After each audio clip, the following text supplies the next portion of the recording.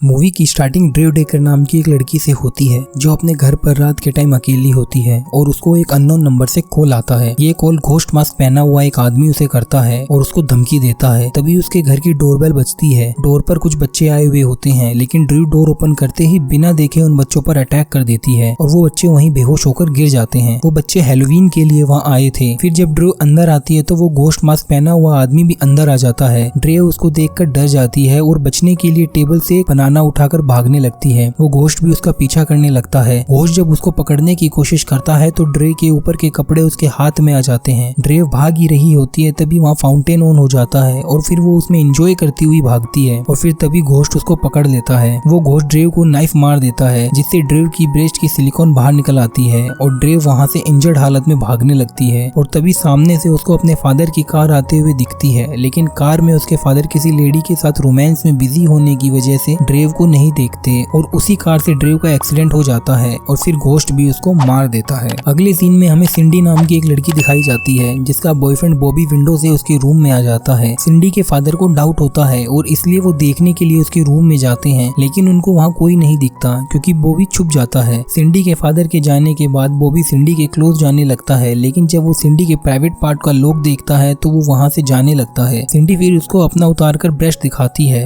जिसको देखकर बॉबी विंडो से नीचे गिर जाता है। अगले दिन कॉलेज में बफी सिडनी और ब्रेंडा को देखते हैं, जिनके पास एक भिखारी आता है, उनसे पैसे मांगता है। सिडनी उसको अपना हॉट डॉग दे देती है, लेकिन वो भिखारी उसको वहीं फेंक के भाग जाता है। फिर हमें गेल नाम की एक रिपोर्टर दिखाई जाती है जो ड्रे के मर्डर की मिस्ट्री कवर कर रही होती है। गेल को एक आदमी बहुत परेशान करता है और इसलिए वो अपनी गन निकालकर उस आदमी को मार देती है। फिर बफी, सिडनी और ब्रेंडा तीनों अपने बॉयफ्रेंड के साथ बैठी होती है और ये लोग ड्रे के मर्डर के बारे में बात कर रहे होते हैं और कहते हैं कि अब इन लोगों को इस इंसिडेंट को भूल जाना चाहिए। इसके बाद मूवी फ्लैशबैक में चली जाती है, जहां वो सब लोग एक कार में मस्ती करते हुए कहीं जा रहे होते हैं। तभी एक आदमी की उनकी कार से टक्कर हो जाती है और फिर ये लोग उसकी बॉडी को ठिकाने लगाने का प्लान करते हैं। तभी वो आदमी भी जिंदा होता है। तभी वहाँ शॉर्टी आ जाता है, लेकिन ब्रेंडा उसको समझाकर वापस घर भेज देती है। फिर वो आदमी जिसका एक्सीडेंट हुआ था जिंदा होता है, लेकिन फिर भी वो लोग उसको कार की डिक्की में डालने की कोशिश करते हैं, क्योंकि वो नहीं जानते थे कि वो आदमी सिर्फ बेहोश है, और फिर उसको समुद्र में फेंकने के लिए ले आते हैं। यहाँ सिंडी कहती है कि हमें एक बार बस इस आदमी की पॉकेट चेक कर लेनी चाहिए। बफी पूछती है क्यों?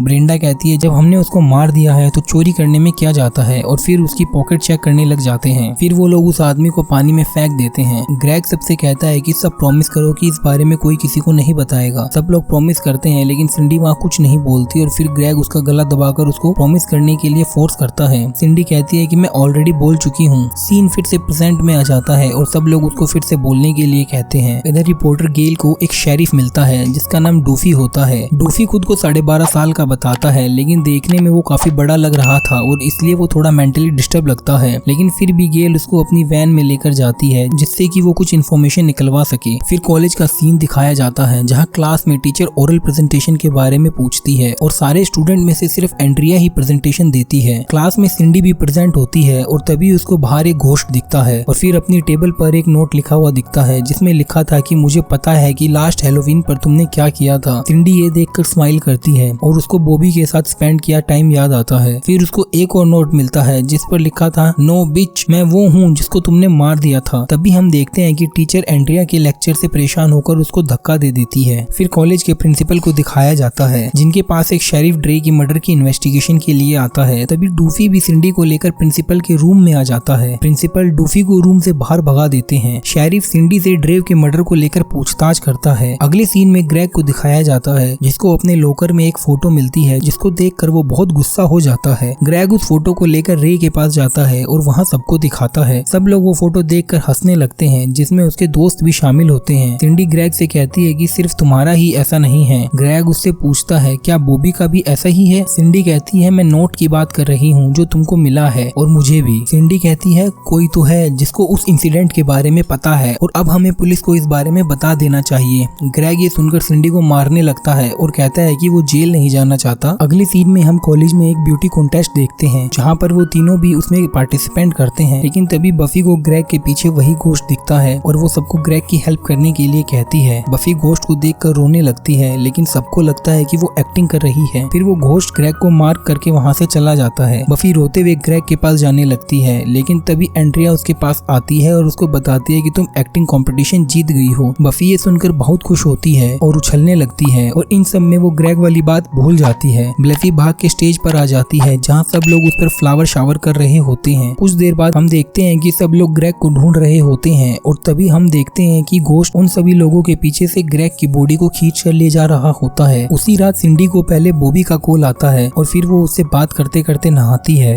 बात करते करते कॉल कट हो जाता है। कुछ देर बाद सिंडी को दोबारा से एक कॉल आता है और उसको लगता है कि बॉबी का ही कॉल है, लेकिन जब वो कॉल उठाती है तो वो डर के भागने लगती है। और फिर जब सिंडी बाहर आती है तो उसके घर के नंबर पर एक कॉल आ जाता है और जब सिंडी कॉल उठाती है तो वो घोस्ट होता है जो कहता है कि मैं हवा की तरह हूँ, कहीं भी हो सकता हूँ। सिंडी उससे पूछती है क्या तुम सोफे के पीछे हो? घोस्ट उससे कहता है कि अब तुम घूम जाओ और अपनी आंखें बंद कर लो। इतना कहकर फिर वो छुपने लगता है। घोस्ट सिंडी से दोबारा पूछता है कि वो कहाँ है, लेकिन सिंडी कहती है कि मुझे नहीं पता। इस पर घोस्ट उसको कहता है कि साली झूठ बोल रही है। फिर सिंडी वहाँ से भागने लगती है और भागते हुए वो अपने घर के सामान को उसके ऊपर फेंकने लगती है और सामान के साथ साथ वो अपनी दादी को भी उस घोस्ट के ऊपर फेंक देती है। सिंडी फिर 911 पर भी कॉल कर देती है। कुछ देर के बाद बॉबी भी वहाँ आ जाता है और उसके पास घोस्ट का वही सामान निकलता है और इसलिए पुलिस बॉबी को अरेस्ट कर लेती है। शैरी सिंडी को कुछ फोटोज दिखाता है और उन्हें पहचानने के लिए बोलता है। जब सिंडी उन फोटोज को देखती है तो पता चलता है कि वो सारे फोटोज तो कुछ शेरिफ के हैं और वो भी अंडरगारमेंट्स में। शैरी वो फोटो ले लेता है और फिर एक और फोटो सिंडी को दिखाता है और बोलता है कि एक बार इसको भी देख लो। फिर हम बफी को देखते हैं जो सिंडी के पास आती है और उसको वहाँ से ले जाती है। बाहर रिपोर्टर गैल सिंडी से कुछ पूछती है जिस पर सिंडी को गुस्सा आ जाता है और वो रिपोर्टर को हिट कर देती है। रात को बफी और सिंडी एक साथ एक रूम में सोते हुए दिखते हैं और तभी बफी उससे पूछती है क्या ये सब सच में बॉबी ने किया है। तभी वहाँ डूफी भी आ जाता है और कहता है कि हम उस आदमी को पानी में से निकाल लेंगे। डूफी कहता है अगर तुमको मेरी जरूरत हो तो मुझे बुला लेना, मैं यहीं साइड वाले रूम में हूँ। सिंडी बफी से कहती है उसने अपना मुंह खोल दिया है। बफी कहती है लेकिन कोई भी उसकी बातों पर विश्वास नहीं करेगा। अगले दिन बॉबी सिंडी से बात करने की कोशिश करता है लेकिन वो उसकी बातों में भरोसा नहीं करती। इधर हॉस्टल में वार्डन जिसका नाम मिस मैन होता है गर्ल्स को अलर्ट करती है और कहती है कि अगर किसी को भी कुछ पूछना है तो मेरे पीछे पीछे आ जाओ। सिंडी वार्डन के पीछे उसके कैबिन में चली जाती है जहाँ वो वार्डन को देखकर डर जाती है और पॉज कहकर वहाँ से चली जाती है। फिर हम उस घोस्ट को देखते हैं जो बफी के पास आता है लेकिन वो उससे नहीं डरती। कुछ देर के बाद घोस्ट खुद ही बफी से परेशान हो जाता है और उसकी मुंडी काटकर एक लॉस्ट एंड फाउंड वाले बॉक्स में डाल देता है। हम देखते हैं कि बफी की मुंडी कटने के बाद भी वो बोल पा रही थी। फिर हम रे और ब्रेंडा को देखते हैं जो साथ में मस्ती कर रहे होते हैं और दूसरी तरफ रिपोर्टर गेल सुनसान जगह पर कार में बैठी एक लड़की का इंटरव्यू ले रही होती है और तभी घोस्ट वहाँ पर आकर उसको पकड़ लेता है। गेल उससे कहती है मैं हेल्प करना तो चाहती हूँ लेकिन कर नहीं सकती क्योंकि टीआरपी का सवाल है। ये सुनकर घोस्ट ही गेल पर गुस्सा करने लगता है और कहता है कि तुम मीडिया वाले हर जगह इंटरप्ट करने के लिए पहुंच जाते हो, जाओ यहाँ से, मुझे मेरा काम करने दो। और तभी गेल अपने कैमरामैन के साथ वहाँ से भाग जाती है। गेल कहती है कि ये मेरी गलती थी, मैं ही उस लड़की का इंटरव्यू ले रही थी। ब्रेंडा और रे मूवी देखने थिएटर में जाते हैं जहाँ ब्रेंडा के लाउड रिएक्शन की वजह से सब परेशान होने लग जाते हैं। रे वॉशरूम के लिए जाता है जहाँ उसको एक स्पीशियस साउंड सुनाई आता है और एक होल में कान लगाकर उसको सुनने की कोशिश करता है और तभी मेल का पेनिस उसके कान से आर पार हो जाता है। इधर थिएटर में मूवी के दौरान ब्रेंडा बोल बोल के सबको इरिटेट कर देती है। तभी घोस्ट उसके पास आकर बैठ जाता है और एक ओल्ड आदमी ब्रेंडा से परेशान होकर घोस्ट का नाइफ लेकर ब्रेंडा के पेट में मार देता है और फिर सभी लोग ब्रेंडा को मारने लगते हैं और वो वहीं मर जाती है। दूसरी तरफ सिंडी के घर में पार्टी हो रही होती है और एक लड़की उसे ड्रिंक मांगती है। सिंडी उसको फ्रिज में चेक करने के लिए कहती है। वो लड़की वहाँ जाती है और देखती है कि वहाँ से हॉर्स कैट निकल रहे हैं और वो डर जाती है। तभी वो घोस्ट भी वहाँ आ जाता है और उस लड़की पर अटैक कर देता है। वो लड़की बच के किसी तरह पीछे वाले डोर से बाहर निकलने की कोशिश करती है लेकिन तभी वो घोस्ट उस डोर को उस लड़की के ऊपर गिराकर उसको मार देता है। फिर हम पार्टी में बॉबी और सिंडी को देखते हैं। सिंडी बॉबी को अपने साथ अपने रूम में ले जाती है और सिंडी कहती है कि मैं हर बार अपनी फीलिंग को कंट्रोल नहीं कर सकती। फिर वो दोनों एक दूसरे को किस करने लगते हैं और इसी दौरान उन दोनों की टंग आपस में फंस जाती है। नीचे घोस्ट बाकी बॉयज के साथ मस्ती कर रहा होता है। सिंडी और बॉबी रूम में इंटीमेट हो रहे होते हैं और उसी दौरान सिंडी उछल के ऊपर दीवार पर चिपक जाती है और ये कैसे होता है वो आप स्क्रीन पर देख सकते हैं। घोस्ट बाकी बॉयज के साथ अननोन लोगों को कॉल करके धमकी देकर मस्ती में बिजी होता है और मस्ती में ही वो उन सभी बॉयज को मार देता है लेकिन वो शॉर्टी को छोड़ देता है। फिर घोस्ट सिंडी और बॉबी के पास जाता है जहाँ वो बॉबी को नाइफ मार के सिंडी के पीछे भागने लगता है। सिंडी अपने आप को बचाने के लिए एक गन लेती है जिसको बॉबी ले लेता है और शॉर्टी को गोली मार देता है। तभी रे भी वहाँ आ जाता है। सिंडी रे और बॉबी से पूछती है कि तुम सब ऐसा क्यों कर रहे हो। बॉबी कहता है ये रीजन कैसा रहेगा कि तुम मेरे साथ इंटीमेट नहीं होती जिसकी वजह से मुझे बहुत गुस्सा आता है। सिंडी कहती है मुझे लगा था कि तुम मुझसे प्यार करते हो। बॉबी कहता है कि मैं की हूँ और रे भी। रे कहता है मैं नहीं हूँ। फिर वो दोनों एक दूसरे को इल्जाम लगाने लगते हैं और फिर रे सिंडी के फादर को वहाँ लाता है जिनको उन्होंने बांध कर रख रखा था और फिर वो दोनों एक दूसरे को इंजेक्ट करने का प्लान करते हैं। रे बॉबी के पेट में नाइफ मारकर उसको मार देता है। तभी घोस्ट पीछे से आकर रे को मार देता है और फिर सिंडी पर अटैक करता है, लेकिन इसी दौरान सिंडी हवा में उछलकर घोस्ट को मारती है और फिर बाहर फेंक देती है। सिंडी अपने फादर को फ्री करती है और तभी वहाँ पुलिस भी आ जाती है। शहरी सिंडी को अपने साथ पुलिस स्टेशन ले जाता है और उसके फादर उसको कॉल करने के लिए बोलते हैं। पुलिस स्टेशन में शेरिफ सिंडी से क्वेश्चन करता है। वो कहता है कि कोई तो है जो इस इंसिडेंट के बारे में जानता है। तभी सिंडी को बफी की बात याद आती है।